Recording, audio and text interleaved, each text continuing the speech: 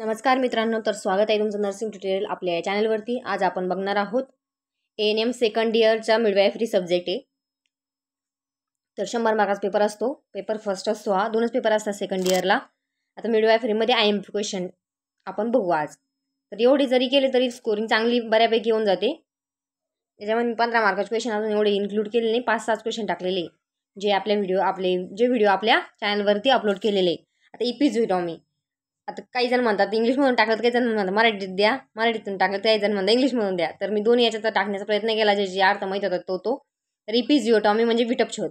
जेव्हा डिलिव्हरी होत असते प्रसूती दरम्यान, जेव्हा आपल्या वजनाचं ओपनिंग आहे ती मोठी करण्यासाठी आपण जेव्हा तिथे छेद देतो म्हणजे कट मारतो, त्यालाच आपण काय म्हणतो, विटपछेद असे म्हणतो। समजलं? आता विटपछेदचे प्रकार असतात ते काय काय पुढे आपण एक्सप्लेन करू एक व्हिडिओमध्ये। आता सध्याचं मी तुम्हाला फक्त त्याचा अर्थ सांगते। पार्टोग्राफचा व्हिडिओ आपल्या चॅनलवरती अपलोडेड आहे, तर सर्वांनी जाऊन बघून घ्या। चांगल्या पद्धतीने एकदम सोप्या भाषेत समजून सांगितलेलं आहे मराठीतून। हायपरएमेसिस ग्रॅव्हिडम म्हणजे उलट्या होणे, मळमळ होणे, याला असं म्हणू आपण सोप्या भाषेमध्ये।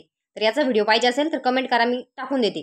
प्लासेंटा याचा व्हिडिओ मी टाकणार 2-3 दिवसात येते, 2 दिवसात टाकून देते।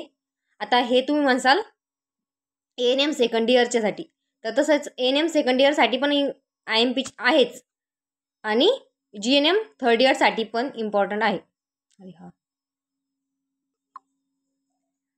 तर मग आता व्हेस्क्युलर मोल म्हणजेच काय असणार आहे आपला द्राक्षागर्भ। म्हणजे गर्भ, आपल्याला वाटतं गर्भधारणा झाली, परंतु तो गर्भ असतो का नाही, तिथं द्राक्षासारखी अशी वाढ होते, ते व्हेस्क्युलर मोल तयार होतात, त्याला आपण व्हेस्क्युलर मोल म्हणतो।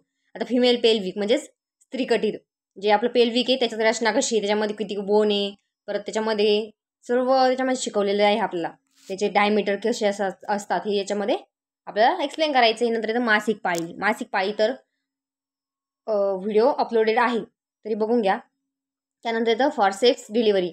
आता डिलिव्हरी, फॉरसेप डिलिव्हरी, इपिझिओटॉमी देऊन डिलिव्हरी, त्याच्यामध्ये फॉरसेपचा वापर करून डिलिव्हरी घडवून आणली जाते। गरोदरपणातील व्यायाम हा व्हिडिओ पण आपल्या चॅनलवरती अपलोडेड आहे, जाऊन बघून घ्या।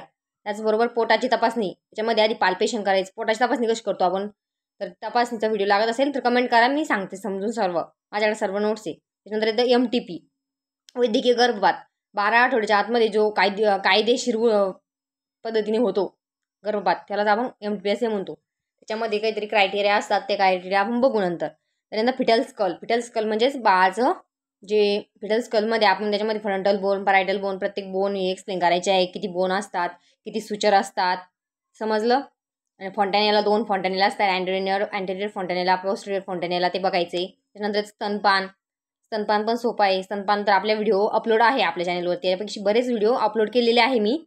कावीळ, गरोदर म्हणजे आपल्या याच्यामध्ये नवजात बालकांमध्ये होणारा कावीळ, हा क्वेश्चन विचारला जातो नेहमी व्हिडिओमध्ये, तर हा क्वेश्चन करून ठेवा। त्याच्यानंतर गरोदरपणातील आहारामध्ये काय काय आहार घ्यायचा, कसा कसा घ्यायचा, त्याच्यामध्ये डाएट प्लॅन आपल्याला त्यांना समजून सांगायचे। त्याच्यानंतर गर्भणीचा सल्ला, आपण तिला काय काय ॲडवाईस द्यायचे आहे, ANC ॲडवाईस काय काय देणार आहे। त्याच्यानंतर येतं अस्थायी गर्भधारणा म्हणजे एक्टॉपिक प्रेग्नेन्सी म्हणजेच काय, जिथं गर्भधारणा कुठं रुजलं पाहिजे, ते आपलं जे फलित बीज आहे ते कुठं रुजलं पाहिजे, फंडसमध्ये किंवा युटेरसच्या फंडसमध्ये रुजलं पाहिजे, पण ते खाली रुजते एखाद वेळेस, तेव्हा एक्टॉपिक प्रेग्नेन्सी, किंवा ट्यूबमध्येच फर्टिलाइज होऊन तिथंच रुजलं जातो, त्याला आपण एक्टॉपिक प्रेग्नेन्सी म्हणू शकतो। कॉपर्टीचं सर्व व्हिडिओ आपल्या चॅनलवरती अपलोडेड आहे, चॅनलमध्ये जायचं, व्हिडिओ प्लेलिस्टमध्ये आपल्या लिस्टमध्ये गेल्यानंतर नाव येऊन जातं कॉपर्टी म्हणून। USGचा पण व्हिडिओ म्हणजे सोनोग्राफीचा पण व्हिडिओ मी अपलोड केलेला आहे आणि एकदम सोप्या भाषेत समजून सांगितलेले आहे। त्याचबरोबर 15 मार्काचा गर्भपाताचा व्हिडिओ पण अपलोडेड आहे, PPH नाही झालेला माझ्याकडून, PPH नंतर मी करून टाकेल। आणि जुळी गर्भधारणेचा 15 मार्काचा क्वेश्चन येतो म्हणजे येतोच, तो पण 15 मार्काचा मी अपलोड केलेला आहे व्हिडिओ आपल्या चॅनलवरती, तो बघून घ्या। त्यानंतर सुतिकावस्था म्हणजे काय ते मी समजून सांगेल नंतर। तर एवढे वंधत्व 15 मार्काला। त्याच्यानंतर first stage of the labour, second stage of the labour, third stage of the labour करून वाचून ठेवा। आम्ही फर्स्ट स्टेज आणि थर्ड स्टेज केली होती, परंतु पेपरला सेकंड स्टेज आली होती, त्यामुळे आम्हाला खूपच गोंधळ झाला होता। त्यामुळे सगळ्यांनी काय करायचं आहे, 3 स्टेज वाचून ठेवायचे आहे, याच्यातली एक स्टेज पडतीच। 15 मार्कापैकी ही क्वेश्चन आहे। आणि जेवढे व्हिडिओ आपल्या चॅनलवरती अपलोड तेवढे बघितले तरी पासिंग होऊन जाईल। तुम्हाला पैकी मार्क लागत असतील तर एवढे आम्ही जेवढे सांगितले क्वेश्चन तेवढे केले तरी काही हरकत नाही। तर सर्वांना ऑल द बेस्ट आणि अभ्यासाला लागा चांगल्या। तर आपल्या चॅनलला सबस्क्राईब करा, चॅनलचे सबस्क्राईब वाढत नाही आहे, सर्वांनी सबस्क्राईब करा। अजून असेच व्हिडिओ पाहिजे असेल तर चॅनलला जास्तीत जास्त लोकांपर्यंत शेअर करा. धन्यवाद.